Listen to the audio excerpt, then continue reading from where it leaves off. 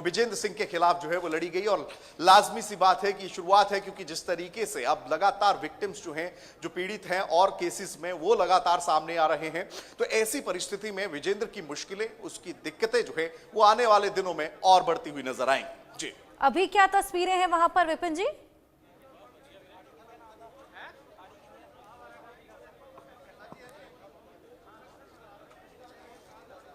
विपिन जी, आप मुझे सुन पा रहे हैं?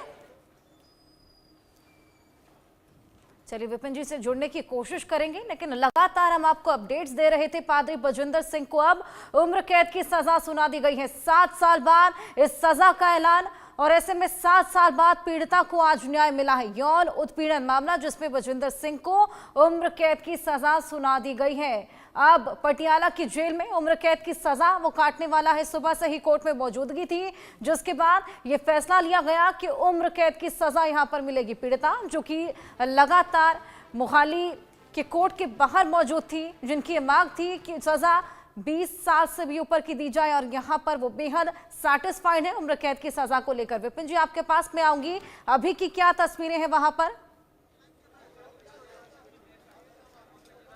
देखिए, फिलहाल जो है वो पुलिस डिप्लॉय किया गया है इस रूट पर, क्योंकि कोर्ट से 4 रास्ते निकलते हैं। तो ऐसे में पुलिस के लिए भी कहीं ना कहीं सुरक्षा के ध्येय को देखते हुए, क्योंकि जब भी किसी दोषी को, किसी आरोपी को जो है सजा सुनाई जाती है, तो सबसे पहला काम जो है उसका मेडिकल करवाया जाता है। तो यानी कि अब उम्र कैद की सजा के बाद विजेंद्र सिंह को यहां से सीधा अस्पताल ले जाया जाएगा। वहां पर यहां मैं आपको रोकना चाहूंगी। एक बड़ी खबर, पीड़िता का बयान सामने आया है, न्याय की जीत हुई है। 7 साल बाद का ये न्याय, और उसके बाद पीड़िता का ये बयान, न्याय की जीत हुई। जिस तरीके से रेप केस में दोषी पादरी बजिंदर को आज उम्र कैद की सजा दी गई है। आपको बताएं, पीड़िता भी लगातार मोहाली कोर्ट के बाहर मौजूद थी, न्याय की मांग कर रही थी, और उसके बाद ये बयान, न्याय की आज जीत हुई। विपिन जी, पीड़िता भी आज सैटिस्फाइड है और बोलती है न्याय की जीत हुई है।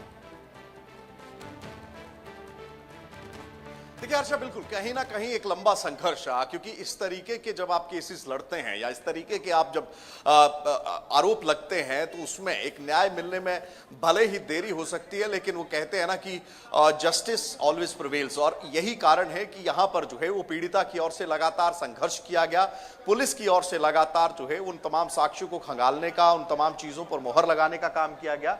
और ऐसी परिस्थिति में अगर बात करें हर्षा, तो कहीं ना कहीं ये जो बयान सामने आया है कि न्याय की जीत हुई है, तो 7 साल के बाद लंबा संघर्ष, वो कोर्ट की हेयरिंग्स, वो लगातार पुलिस के दरवाजे पर जाकर लगातार न्याय की गुहार लगाना, उस चीज को कहीं ना कहीं उसके लिए जो विजेंद्र सिंह है, उसके लिए अब जो है कहीं ना कहीं आने वाला जो जीवन है वो संघर्षरत है। लेकिन पीड़िता के लिए एक राहत भरी सांस है कि वो जो संघर्ष उसने 7 साल के लिए किया, अब उस पर कहीं ना कहीं फुल स्टॉप लगता हुआ नजर आएगा। यानी कि जो दोषी उसके खिलाफ जो कृत्य में था, उसको अब ताउम्र जेल में काटनी पड़ेगी। और इसी को लेकर अब पीड़िता जो है वो संतुष्ट दिखाई दे रही है। उसकी ओर से स्पष्ट तौर पर यह कहा गया है कि न्याय की जीत हुई है, और न्याय की जीत के साथ ही ये जो दोषी था, ये जो विजेंद्र सिंह था, अब जेल की सलाखों के पीछे अपनी ताउम्र जो है वो काटता हुआ नजर आएगा।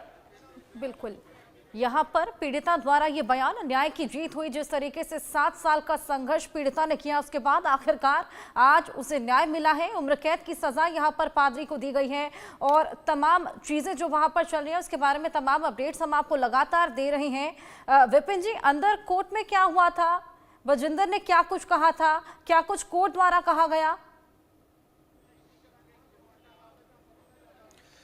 देखिए, सुबह ही विजेंद्र को, यानी कि क्योंकि सिक्योरिटी थ्रेट को देखते हुए या सिक्योरिटी लॉ एंड ऑर्डर परिस्थिति को देखते हुए विजेंद्र को सुबह ही पुलिस जो है वो ले आई थी।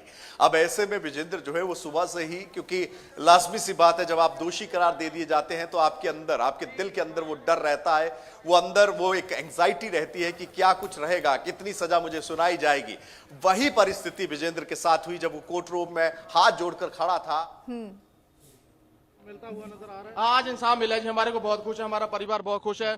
जो लोग, मैं उनको कहना चाहता हूँ, जो लोग इनके पीड़ित महिला आज खुश है, हमारी वो बहन खुश है, और जो दूसरी बहन है वो भी खुश है। पर लेकिन उनके केस में सजा होनी बाकी है, पेंडिंग है, वो भी हो जाएगी। हम ऊपर वाले से अरदास करते हैं कि इनको, वो भी दोनों केसों में सजा होनी चाहिए।